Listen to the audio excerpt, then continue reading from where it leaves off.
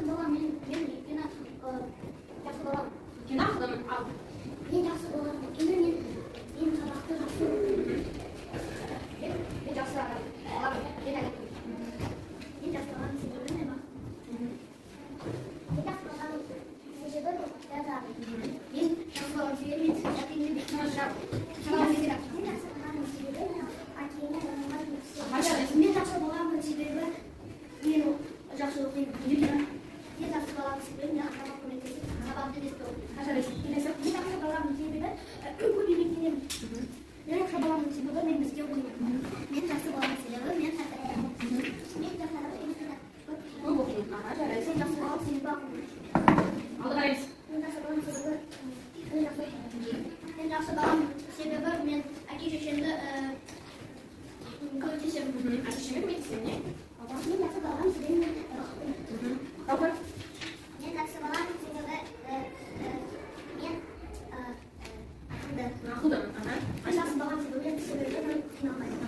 Айдана. Мен жақсы баламын себебі мен анамның Үй шаруасына көмектесемін. Қайын. Мен жақсы баламын. Себебі жақсы оқимын. Айтады. Мен жақсы баламын себебі мен сабағымды беске оқимын. Айша. Мен жақсы баламын себебі сабағымды беске жақсы баламын өйткені мен кітапты оқимын. Мен жақсы баламын себебі мен ақылдымын. Мен жақсы баламын өйткені мен ата-шешемді тыңдаймын. Анамды тыңдаймын. Мен жақсы баламын себебі мен сабақтарымды бірге оқимын. Мен жақсы баламын. Тақтаға қарайық. Сіздерге тақтада сурет берілген, иә? Қандай сурет көріп тұрмыз? Мұғалім мен балалар, иә? Мұғалімден кімді айтамыз? Бізге білім беретін, сабақ беретін адамдар мұғалім дейміз, иә? Мұғалім мамандығы бізге қоғамға керек пе? Бізді қоғамға қандай пайдасы тигізеді мұғалім мамандығы? Мұғалім деген мамандық жоқ болса, бала білімсіз өседі. Мұғалім болса болашақта не мамандық қоя алмай қаласың. Мұғалімда мамандық болмаса, балалар әдепті білмейді. Балалар әдепті білмейді. Келесі қалай жарайды? Мұғалімде мамандық болмаса, ол балаларға білім мен тәрбие болмасын, иә балаларды? Айтады. мұғалімде мамандық болмаса, балалар ештеңе білмейді. Өскенде балалары ештеңе білмейді. Айсұлтан? Мұғалім болмаса, балалар өскен кезде олар қиын еңбек етеді. Жарайсыздар балалар. Демек мұғалім мамандығы біз үшін өте қажет мамандық екен, иә балалар? Балалар, бүгінгі біздің тақырыбымыз ақылшы мұғалім деген тақырыпты өтеміз. Қай кітабымызда жайық? Бүгінгі сабақта балалар, біз тірек сөздер арқылы өз ойымызды білдіріп үйренетін боламыз. Балалар, сендердің кітаптарыңда бірінші тапсырма берілген. Бәрін жаздық па? Иә. Бірінші тапсырмада көп нүктенің орнына керекті сөздерді қойып, мақал мәтелдерді дұрыс оқы дейді. Жұмбақ сөздер мен төл көздерді толтыр, көкшіл жолақтағы сөзді дауыстап оқы дейді. Балалар, бірінші бос орындарды толтыруымыз керек екен, иә? Қай жерге толтырып көрейік? Кітап, білім, демек біріншіден лабы. Екінші, қына басқа бітеді, білім басқа бітеді. Келесі, өнері білінбес, бәйгеге түсіп жарыспайды. Ат өнері білінбес, бәйгеге түсіп жарыспайды. Келесі, шыңғыш ақырын. Ат емес, қозғайтын туын, білім таусылмайтын кен. Қайсы? Ақыл. Келесі, оңы инемен құдық. Жарайсыздар балалар. Балалар, дәптеріңізді ашамыз бәріміз. Сөз жұмбақты жазып толтырамыз, иә? Балалар, бәріміз сөз жұмбақты жазып болдық па? Иә. Жарайсыздар балалар. Балалар, енді осы мақал мәтелдердің мағынасын түсініп көрейік, иә? Балалар, бірінші мақал мәтелді оқимын. Кітап, білім, бұлағы дейді. Кім қалай түсінеді? Хамид? Кітап, білім, бұлағы дегеніміз, егер сенің білімің көп болса, сен ақылды бала боласың. Ақылды бала боласың. Тағы да кім қалай түсінеді? Кітап, білім, бұлағы. Біз білімді қайдан аламыз, балалар? Мектептен. Мектептен аламыз. Мектептен нелерді пайдаланамыз, балалар? Мына қолданғанымыз не? Кітап. Демек біздің біліміміз осы кітап арқылы көбейеді екен, иә балалар? Келесі, екінші, қына тасқа бітеді, білім басқа бітеді. Кім қалай түсінеді? Айтау. Басымыздағы білім. Қына деген, жарайсың. Қына деген үсті туралы дейміз ба, балалар? Ол қына қай жерде өседі?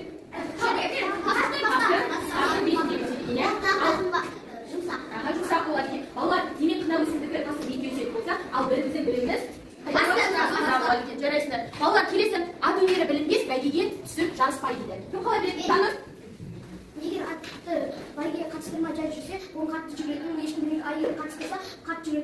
Ага, жарайсың балалар. Демек балалар, егер біз аттың жақсы жүретін немесе қатты жай жүретінін білу үшін, оның міндетті түрде бәйгеге қатысады. Ал біздің өзіміздің ой классикаға білімімізді қалай тексерсек болады?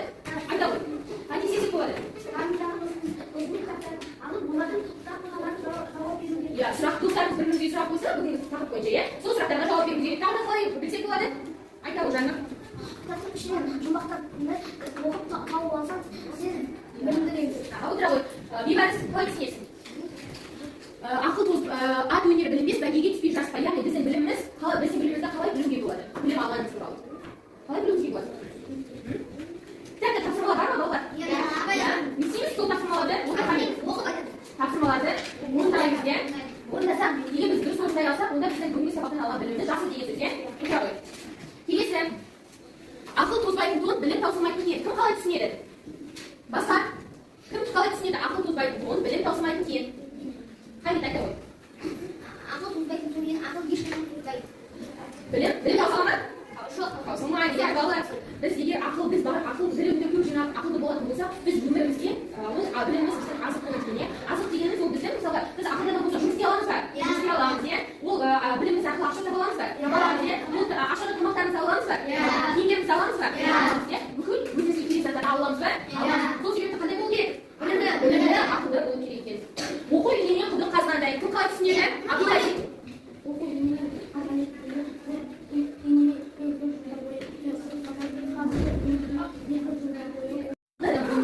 көп жылдар бойы оқуымыз керек, иә? Балалар, егер біз бір-ақ сәтте білімнің барлығын бойымызға сіңіре аламыз ба? Жоқ. Демек ақылды болу үшін де бірнеше жылдар уақыттар керек, иә? Себебі біз қазір сендер бастаушысын оқисыңдар. Бастаушысын оқығанда сендердің білімдерің мынандай болады, иә, кішігірім. Ал үлкейген сайын сендер қандай аласыздар? Көп білім аласыздар, иә? Демек біліміміз не істейді? Өседі. Жарайсыздар, балалар. Балалар, бәріміз екінші тапсырмаға қарайық. Екінші тапсырма көрдік па бәріміз? Балалар, екінші тапсырмада сөз жұмбақта берілген мақал мәтелдерге ортақ тақырып қойылады. Сол тақырыпқа сай тірек сөздерді тап дейді. Балалар, тақырып дегеніміз не білеміз ба? Тақырып айтты, айта ғой. Тақырып дегеніміз не? Қане отыр. Балалар, айта ғой. Тақырып дегеніміз не? Бүгінгі тақырыбымыз қандай?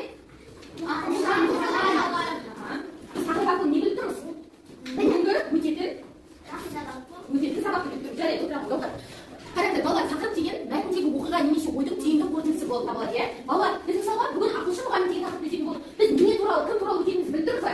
Біліп тұрмыз, иә? Демек тақырып дегеніміз ол біздің қандай мысалы мәтінді тақырыптар бар, иә? Қандай мәтін оқитындығымыз туралы, не туралы білетіндігіміз туралы айтылады екен. Түсінікті ма бәріне? Жарайсыздар, балалар, енді қараңдаршы, тақырыпқа байланысты бағана біз сөз жұмбақты шештік, мақал мәтелдерді оқыдық, иә? Содағы тірек сөздерді айтайықшы. Қандай тірек сөздер бар?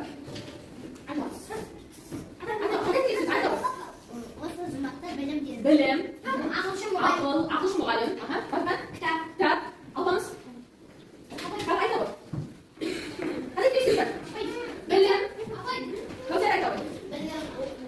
Білім, оқу, ақыл, мұғалім туралы бар, иә? Кітап туралы бар, иә? Демек біздің тірек сөздеріміз кітап, білім, ақыл, мұғалім екен, иә? Түсініп қоярмыз. Жарайсыздар. Балалар, енді осы ортақ тақырып ретінде білім, ақыл, кітап туралы қандай тақырып қойсақ болады? Кітап ғой. Тағдандай? Айта қалқамыз. Білім мен кітап, тағдандай? Тағдандай қандай тақырып қойғысы келеді? Қандай тақырып қойғысы келеді? Айта қалқамыз. Білім мен оқу, айдана? Кітап? Айта ғой. Білім? Кітап мен білім аламыз деп қойды, иә? Тағдай? Жарайсыздар, балалар. Балалар, бірақ біз осы бағанағы өткен мақал мәтелдердің бәрінде көп есікте білім мен ақыл туралы айтып, иә? Демек біз ақыл мен білім деп тақырып қояды. Жарай ма? Келісеміз ба бәріміз? Иә. Жарайсыздар. Балалар, бүгін Әнуарбек Дүйсенбиевтің өзіне арналған шығармашылығымен, тақпақтарымен, өлеңдерімен, шығармалармен танысатын боламыз. Балалар, Әнуарбек Дүйсенбиев 1931 жылы Алматы облысында дүниеге келген екен. Ол балаларға арнап көптеген шығармалар жазып қалдырған. Сол себепті Әнуарбек Дүйсенбиевті қандай ақын деп айтамыз? Балалар деп айтамыз. Оның сыйлық, медеу керек, қызғалдақ, тағы да басқа көптеген кітаптары бар екен. Түсінік ба балалар? Балалар, Әнуар Дүйсенбиевтің кім екенін білеміз ба? Кім екен? Алла екен. Жарайсыздар, балалар. Балалар, осы Әнуарбек Дүйсенбиевтің бүгін шығармасымен танысатын боламыз, иә? Ақылшы мұғалім деген өлеңі. Қанекей, бірінші ақылшы мұғалім деген өлеңін мен бірінші оқиын. Мұқият қараймыз. Ақылшы мұғалім, сәбилі көңілден арналды бұл әнім. Баулитын өмірге ақылшы мұғалім. Тіліңді аламын, айтқанды ұғамын. Мен сендей боламын, ақылшы мұғалім. Арқанда өзіңнің адам болып шығамын. Бәр алтын сөзінің ақылшым мұғалім. Ал енді балалар, бұл өлеңде не туралы, кім туралы айтылыпты? Мұғалім. Жарайсыздар. Қайт енді бәріміз бірге оқиық. Жақсылай дауыспен, не? 1, 2, қайт алды қарап. 1, 2, 3. Сәбилі көңілден армалы бұл әнім, ойыны көңілге алшы мұғалім. Тілімді ағамын, айтқанды ұғамын, есте боламын,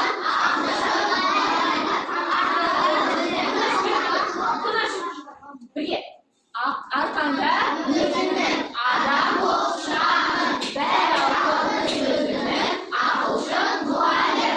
Жарайсыздар балалар, енді мен сендерге өнелі оқығандарды қалаттымын. Қайын мәнеде оқыршы, бастай ғой, тыңдайын басаларыз.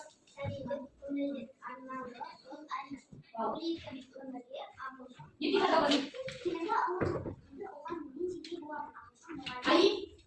Арқамда өзіңнің адам болып шығамын, бәрі ауқымды сөзіңнің ақылшың мұғалім. Гаухар басынан бастай ғой. Сәбилі көңілден арналды бұл әнім, ойыны көңілге ақылшы мұғалім. Ешан? Тілінді Арқамда ұғамын, есімде боламын, ақылшың мұғалім. Абдуллахи. Арқамда өзіңнің адам болып шығамын, бәрі ауқымды сөзіңнің Ақылшы мұғалім. Димаш. Басынан бастай, Сәбилі. Айша. Тілімді аламын, мен сендей боламын, Батырхан. арқамда өзіңнің адам болып шығамын, бәрі ауқымды сөзіңнің ақылшың мұғалім. Жарайсыздар балалар. Бұл өлең кімге арналған екен? Мұғалімге арналған екен, иә? Мұғалімге шәкіртінің арналған өлең екен. Балалар, енді 4-ші тапсырмаға қарайық. Шәкірт ұстазына қандай уәде берді балалар? Кезекпен айтасыздар. Айзерек. Адам боламын. Айша. Аяру. Аяр қандай уәде берді? Алмамыз. Тілімді аламын. Қандай? Жарайсыздар балалар, айтқанды ұғамын, тілімді аламын, мен сендей боламын, адам болып шығамын деп уәде берген екен. Яқайып отырамыз орныңызға. Балалар, енді бізге 5-ші тапсырма берілді. 5-ші тапсырмада сендерге Асхат деген бала достар келіп тұр. Асхат деген бала. Сендерге көмек сұрап тұр балалар. Қанекей көмектесуге бәріміз. 5-ші тапсырма берілген тірек сөздерге ортақ тақырып ойластырып дейді. Балалар, бағана біз тірек сөзді тақырып және тақырып ойластырдық. Енді бұл жерде тірек сөз берілген, ал біз тақырыпты өзіміз табуымыз керек екен. Тірек сөздерді оқыңызшы, Батырхан оқы. Өмірге баулиды, ақылшы сөзі алтын. Қандай тақырып болса болады балалар? Ақылшы мұғалім. Ақылшы мұғалім. Бүгін сіз тақырып қандай? Ал балалар, бәріміз бұл тапсырманы дәптерімізге жазайық.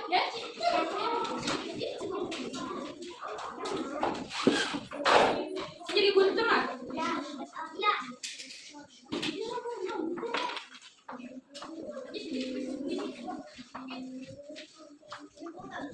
Тапсырманы жазамыз балалар. Жарайсыздар балалар. Бәріміз болды ма? Жарайсыздар. Балалар, енді қайын бәріміз сегізгі сәтін жасайық. Бәріміз қажырды балалар тапсырма орында. Орнымыздан шығайық бәріміз. Тыныштық сақтаймыз балалар. Бала дейін.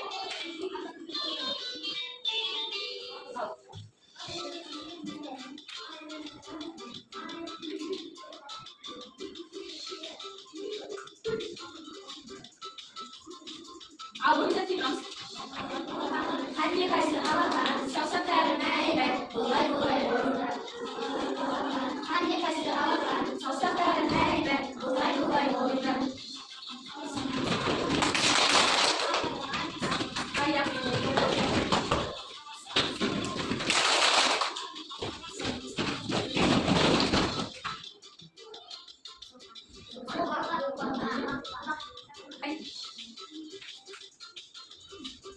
Al, yine devam koy.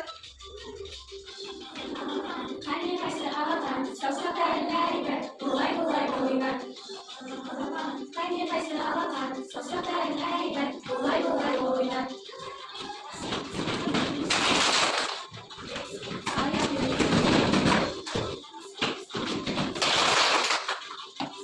Ayak yeri. Neresi balık? Ben oturak sorunuz var. Kumunu bulma balık. Ne sihir kaldıran balık? Hani oturamıyor. Allah, şimdi biz 7. tasarıma verildi. Ülgüge siyeni, ulguga siyeni, suyet boyunca emniyet hakkı дейді. Бізге балалар үлгі берген. Менің ұстазым қандай ана, ол бізге нені түсіндіреді? Сабақты түсіндіреді. Не айтады балалар? Айтады. Әрқашан әдемі киінеді. Ұстаздың сөзі қалай тыңдаймыз балалар? Ұстаздың сөзін міндетті түрде мұқият тыңдауымыз керек. Балалар, біз үшін мұғалім ол ең керек мамандықтардың бірі. Біздің білім алуымызға, біздің үлкен тұлғалы өсуімізге көмектесетін осы мұғалім мамандығы екен. Келісеміз ба? Дәптерге жазайық.